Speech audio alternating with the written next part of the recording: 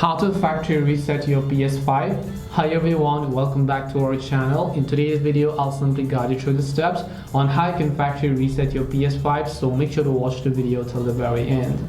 If you'd like to basically go ahead and factory reset your PS5, it's actually quite simple to do so. All you have to do is first of all just go to the settings option here and then just go to the option known as system. And when you go to system, of course you want to simply go to this option called system software, and on the right hand side scroll down to the bottom until you get to reset options, and then just make sure to select that. Right here at the bottom again you'll find an option known as reset your console. Make sure to simply select that, click the reset option, and all of the users and all data will get successfully deleted, and even the games that you've downloaded, you have to reinstall them basically.